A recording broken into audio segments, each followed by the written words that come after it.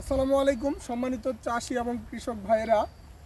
আজ রাত থেকেই গুড়ি গুড়ি বৃষ্টি এবং বৃষ্টির সাথে বাতাস হচ্ছে।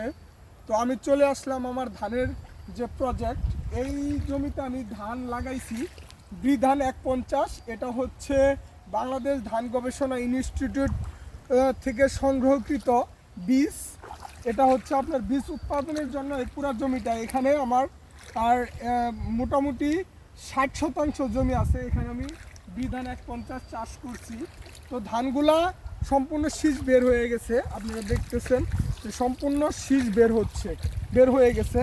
এবং ধানগুলার ভিতরে আপনার মানে হচ্ছে দুধ, যেটা আমরা বলি দুধ, রেণুগুলা ঘরে গেছে। এর মধ্যে আবার বৃষ্টি শুরু হয়ে গেছে।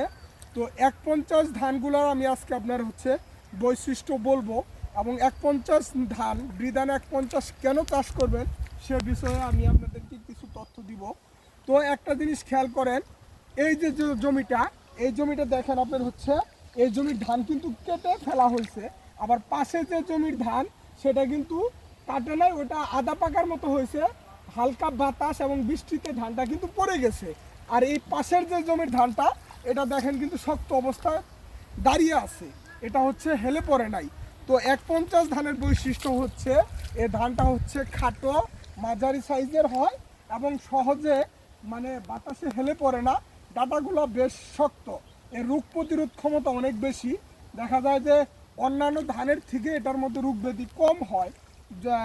তার মধ্যে একটু ছত্রাকের আক্রমণ একটু বেশি করে দেখা যায়। হচ্ছে দুই একবার ছত্রাকনাশক স্প্রে করলে জমিটা মানে ছত্রাকের হাত থেকে রক্ষা করা যায়। তো বিআর 150 ধানটা হচ্ছে অনেক ভালো শক্ত প্রজাতির এবং উচ্চতায় মাঝারি খাটো সাইজের, বিদায়ী আপনি বাতাসে হেলে পড়ে না। আর এ ধানটা হচ্ছে আপনার চিকন হওয়াতে ভাতগুলাও চিকন ঝরঝরে হয়, ভাতগুলা খেতে সুস্বাদু। তো আমার এখানে আপনার 60% জমি আছে, এখানে আমি বিআর 150 ধান রোপণ করছি। তো 150 ধানে আলহামদুলিল্লাহ ফলন অনেক ভালো হয়েছে। এটা সম্পূর্ণ বীজ উৎপাদনের জন্য, এবং ধানগুলা মোটামুটি আর 15 থেকে 20 দিন পরে কাটা চলবে, পেকে যাবে, মোটামুটি রেণুগুলা ঘরে গেছে। তো আপনারা যে জাতের ধানই চাষ করেন না কেন, সবসময় চেষ্টা করবেন যে খাটো জাতের যে ধানগুলা ডাটা শক্ত এমন মৌসুমে সেটা চাষ করার জন্য চেষ্টা করবেন, যাতে আমাদের বাংলাদেশ যেহেতু বিভিন্ন প্রাকৃতিক দুর্যোগের হানা দেয়, মানে হচ্ছে বৃষ্টি, অতিরিক্ত খরা, দোনোটাই আমাদের ফসলের জন্য ক্ষতি। তো সেদিক থেকে বিবেচনা করলে আপনারা 150 ধানটা আপনারা বেছে নেবেন, এই ধানটা চাষ করবেন। বিশেষ করে নিচু জমিতে 150 ধান চাষ করবেন, যা যেগুলাতে পানি ধারণ ক্ষমতা একটু বেশি থাকে, আবার পানি নিষ্কাশনের ব্যবস্থা ভালো থাকতে হবে।